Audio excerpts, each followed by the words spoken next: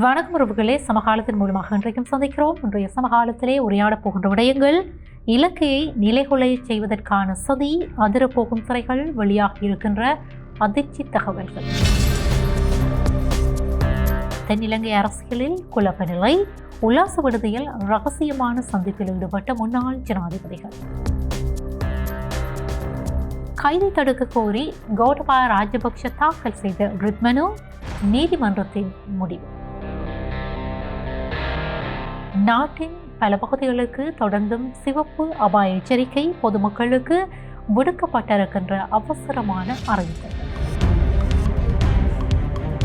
குறித்த இந்த விடயங்கள் தொடர்பாகத்தான் இன்றைக்கு நாங்கள் உரையாடல்களை நிகழ்த்த போகிறோம். ஆபரண உலகில் அரை நூற்றாண்டை கடந்த பாரம்பரியம் யாழ் சாரங்கா நகை மாடம். மங்களம் பொங்கும் மாங்கல்யம் மற்றும் மங்கள நகைகள், வஞ்சியர் கரங்களில் கொஞ்சி விளையாடும் வளையல்கள், மோதிரங்கள், செயின் வகைகள், வேறெங்கும் காணவியலா சிங்கப்பூர் வடிவங்களில் யாழ் கஸ்தூரியார் வீதி இலக்கம் 187 கீழ் 1 சாரங்கா நகை மாடம். வெஸ்டர்ன் யூனியன், ரியா, மணிகிராம் மூலமாக வெளிநாடுகளில் இருந்து அனுப்பப்படும் பணத்தை இலகுவாக பெற்றுக்கொள்ளும் நாணய மாற்றுச் சேவையும் உண்டு.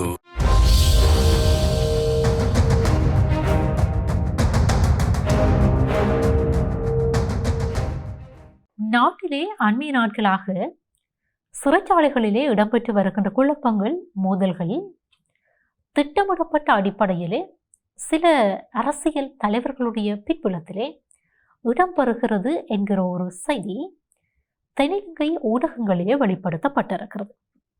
அதாவது குறித்த இந்த குழு என்ன செய்கிறது என்றால், மேலும் 5 சிறைகளிலே இவ்வாறான மோதல்களை ஏற்படுத்துவதற்கான திட்டங்களை தீட்டியிருக்கிறது என்று சொல்லி அரச புலனாய்வுத்துறை எச்சரிக்கை ஒன்றை விடுத்திருக்கிறது என்று சொல்லியும் அந்த தெற்கினுடைய ஊடகம் கருத்துக்களை வெளிப்படுத்தி இருக்கிறது. அதாவது பரபரப்பான செய்தி ஒன்றை அது வெளிப்படுத்தி இருக்கிறது. ஒட்டுமொத்த நாட்டையும் குழப்பகரமான நிலைகளுக்கு இட்டுச் செல்வதுதான் அவர்களுடைய நோக்கம் என்று சொல்லியும் சொல்லப்பட்டிருக்கிறது. அந்த தகவல்கள் வெளிப்படுத்தப்பட்டிருக்கின்றன. நீர்கொழும்பு மற்றும் மகர் சிறைச்சாலை ஆகியவற்றிலே இடம்பெற்ற கலவரங்கள் தொடர்பாக நாங்கள் அறிவோம். பல கோடி பெறுமதியான சொத்துக்கள் அங்கே நாசமாக்கப்பட்டிருந்தன, உயிர் இழப்புகள் ஏற்படுத்தப்பட்டிருந்தன, காயங்களுக்கு சிறை கைதிகள் உள்ளாக்கப்பட்டிருந்தார்கள். இவ்வாறான ஒரு பின்னணியிலே சிறைச்சாலைகளில் மட்டுமின்றி நாட்டிற்குள்ளேயும் நாட்டினுடைய ஸ்திரத்தன்மையை கேள்விக்குறியாக்குகின்ற செயற்பாடுகளிலே குறித்த அந்த கும்பல் அல்லது குழு திட்டமிட்டு வருவதான செய்திகளை உளவுத்துறையை மேற்கோள் காட்டி தென்னிலங்கை ஊடகம் வெளிப்படுத்தி இருக்கிறது. தும்பர, களுத்துறை, காலி, கொழும்பு மற்றும் மெகசின் சிறைச்சாலை ஆகியவற்றிலே இந்த கலவரங்களை ஏற்படுத்துவதற்கு அவர்கள் திட்டமிட்டிருப்பதாகவும் அறிய முடிகிறது.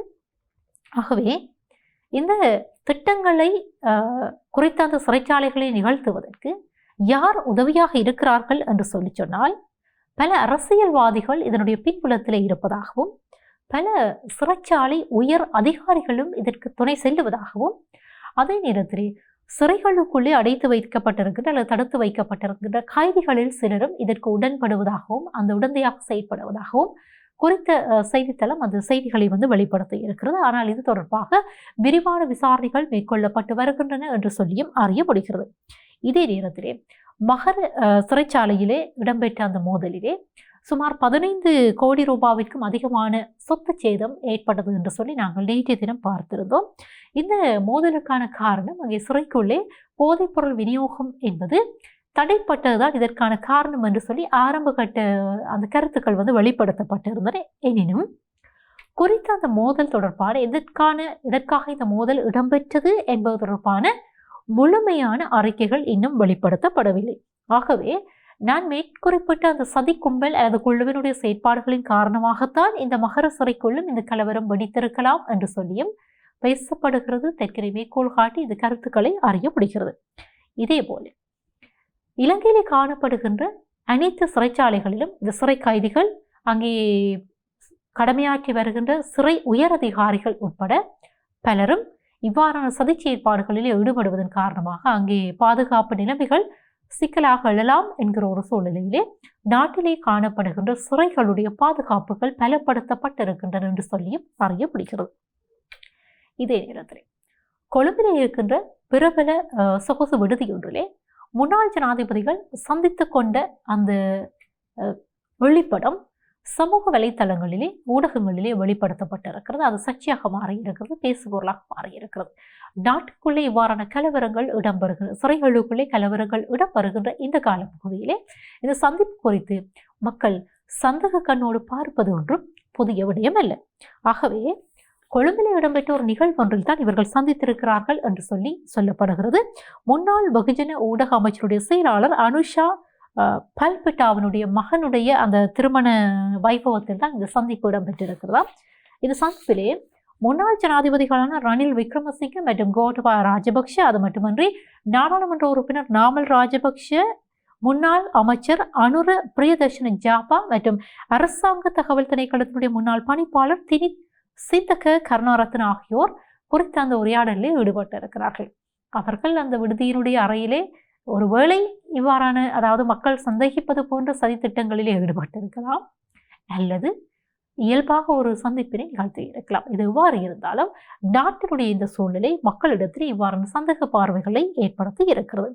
ஆனால் இந்த சந்திப்பிலே உரையாடப்பட்ட விடயங்கள் தொடர்பு என்ன விஷயத்தை அவை கதைச்சினம் என்றது தொடர்பாக வெளிப்படுத்தப்படவில்லை என்பதும் இங்கே குறிப்பிடக்கூடிய இன்னும் ஒரு கருத்தாக இருக்குது. இதே நேரத்திலே ராஜபக்சர்கள் தொடர்பாக நாட்டிலே அடிக்கடி கருத்துக்கள் வெளிப்படுத்தப்படுவதும் அவர்கள் செய்கின்ற அந்த காரியங்களின் காரணமாக அவ்வப்போது பேசப்படுவதும் பழமையாக இருக்கிறது. இப்படி இருக்க ஹரக்கட்டா என்கிற பாதாள உலக குழுவினுடைய தலைவரை அதாவது தண்டனைகளில் இருந்து விடுவிப்பதற்காகவும் அவருக்கு பாதுகாப்பான சூழ்நிலைகளை ஏற்படுத்துவதற்காகவும் பணம் பேரம் பேசப்பட்ட விடயம் தொடர்பிலே மஹிந்த ராஜபக்ஷவனுடைய புதல்வர்களுடைய பெயர் என்பது இன்றைக்கு அடிபட்டு கொண்டிருக்கிறது. இவ்வாறான ஒரு சூழ்நிலையிலே கோட்டபாய ராஜபக்ஷ, முன்னாள் ஜனாதிபதி கோட்டபாய ராஜபக்ஷ 2019 ஆண்டு இடம்பெற்ற உயிர்த்த ஞாயிறு தாக்குதல் விவகாரம் தொடர்பாக தன்னை கைது செய்ய வேண்டாம் என்று சொல்லி அந்த கைது செய்வதற்கு எதிராக நீதிமன்றத்திலே ஒரு ட்ரிட் மெனு ஒன்றை தாக்கல் செய்திருந்தார். அந்த ட்ரிட் மெனுவினுடைய பிரகாரம் வழக்கு விசாரணைகளுக்கு எடுத்துக் கொள்ளப்பட்டது. இந்த வழக்கின் பிரகாரம், அந்த விசாரணைகளின் பிரகாரம் தன்னுடைய தீர்ப்பை செப்டம்பர் 22 வழங்குவேன் என்று சொல்லி நீதிபதி குறிப்பிட்டிருப்பதான அந்த செய்திகளை அறிய முடிகிறது. நீதிமன்றம் அறிவித்திருக்கிறது. இந்த வழக்கு தொடர்பான எழுத்துப்பூர்வமான வாதங்கள் ஆகஸ்ட் 31 முன்பாக வழங்கப்பட வேண்டும் என்று சொல்லியும் அதற்கு பிற்பாடு அந்த தீர்வுகள் வெளிப்படுத்தப்படும் என்று சொல்லியும் அறிய முடிகிறது. எங்களுக்கு தெரியும் 2019 ஆண்டு உயிர்த்த ஞாயிறு தாக்குதல் விவகாரத்திலே இன்றைக்கு சந்தேக கண்களோடு பார்க்கப்படுகின்ற ஒருவர் கோட்டபாய ராஜபக்ஷ என்பது மக்களிடத்திலே காணப்படுகின்ற எழுதப்படாத ஒரு கருத்தாக இருக்கிறது. இதை இவர்தான் செய்தார் என்று சொல்லி திட்டவட்டமாக குறிப்பிட முடியாது. அது எந்த நீதிமன்றத்திலும் வெளிப்படுத்தப்படவில்லை. இருந்த போதிலும் மறைமுகமான கருத்துக்கள், யார் இதன் சூத்திரதாரிகள் என்பது வெளிப்படையாகவே தெரியும். ஆகவே இந்த விசாரணைகளிலே இருந்து தன்னை கைது செய்வதற்கு எதிராக இவர் இந்த ரிட் மனுவை தாக்கல் செய்திருந்தார். கடந்த ஜூன் மாதம் 16 இது தாக்கல் செய்யப்பட்டிருந்தது. மேன்முறையீட்டு நீதிமன்றத்தில் தான் இந்த ரிட் மனு தாக்கல் செய்யப்பட்டிருந்தது. இப்படி இருக்கிற போது பொதுஜன பெரமுன என்ன செய்கிறது என்றால், ஆட்சியில் இருக்கின்ற தேசிய மக்கள் சக்தி அரசின் மீது தங்களுடைய காழ்ப்புணர்ச்சிகளை எவ்வாறு வெளிப்படுத்த முடியுமோ அவ்வாறெல்லாம் வெளிப்படுத்தி வருகிறது. மக்கள் ஆணை இல்லாத பிளவத்த ரில்வின் செல்வாதான் இந்த நாட்டை ஆண்டு வருகிறார்.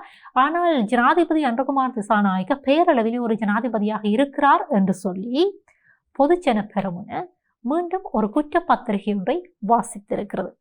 இந்த முன்னாள் நாடாளுமன்ற உறுப்பினர் ஆனந்த அலுத்கமகே இந்த கருத்துக்களை வெளிப்படுத்தி இருக்கிறார். ஸ்ரீலங்கா பொதுஜன பெரமுனவனுடைய நாவலப்பட்டியின் பிரதம அமைப்பாளராக நியமிக்கப்பட்ட பிற்பாடு ஊடகங்களுக்கு கருத்து தெரிவிக்கிற போதுதான் இந்த கருத்துக்களை அவர் வெளிப்படுத்தி இருக்கிறார். அவர் என்ன சொல்கிறார் என்றால், ஒரு ஊடக மாநாட்டை அங்கே ஏற்படுத்தி இந்த நாடு தற்பொழுது அராஜகமான ஒரு நிலையை நோக்கி சென்று கொண்டிருக்கிறது என்று சொல்லி வெளிப்படையாக சொல்லி இருக்கிறார். கண்டி மாவட்டம் முழுதும் பாதுகாப்பு இல்லாத ஒரு நிலைமையில் தான் காணப்படுகிறது. அங்கே ஆளுநர் இல்லை, ஆளுநருக்குரிய செயலாளர் இல்லை என்றெல்லாம் அவர் கருத்துக்களை வெளிப்படுத்தி இருக்கிறார். அது மட்டுமன்றி தேசிய மக்கள் சக்தி அரசின் சார்பாக அங்கே தெரிவு செய்யப்பட்ட பிரதிநிதிகளை மக்கள் காணவில்லையாம். ஆகவே மக்கள் என்ன செய்கிறார்கள் என்றால், வானத்தை பார்த்து கொண்டு பெருமூச்சு அறிந்து கொண்டு இருக்கிறார்கள் என்று சொல்லியும், இன்றைக்கு நாடாளுமன்றத்தில் இருக்கின்ற தேசிய மக்கள் சக்தியினுடைய இந்த நாடாளுமன்ற உறுப்பினர்களாக இருக்கின்ற அமைச்சர்களாக இருக்கின்ற இவர்கள் எல்லாமே யார் என்று சொன்னால், பிரதேச சபைகளிலே அங்கம் வகிப்பதற்கு கூட தகுதி இல்லாதவர்கள் என்று சொல்லி அவர் வெளிப்படையாக குற்றம் சுமத்தி இருக்கிறார். ஆகவே பொதுஜன பெரமுன என்பது இன்றைக்கும் குற்றம் சுமத்துகின்ற குற்றப்பட்டியலை வாசித்துக் கொண்டிருக்கின்ற ஒன்றாகத்தான் இன்றைய நாட்களிலே காணப்படுகிறது.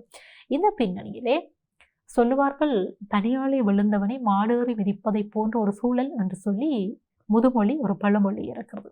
அவ்வாறாகத்தான் நாட்டிலே அடிக்கடி இந்த இயற்கை அனர்த்தங்கள் விழுந்திருக்கின்றன. எங்களுக்கு தெரியும், காலநிலை அதாவது காலநிலை மாற்றத்தின் காரணமாக அனர்த்தங்களை சந்திக்கிற நாடுகளுடைய பட்டியலை இலங்கை சிவப்பு பட்டியல் நாடாக இருக்கிறது. இப்படி இருக்கிற போது அதிக அபாயம் உள்ள பகுதிகள் நாட்டிலே அடையாளப்படுத்தப்பட்டிருக்கின்றன.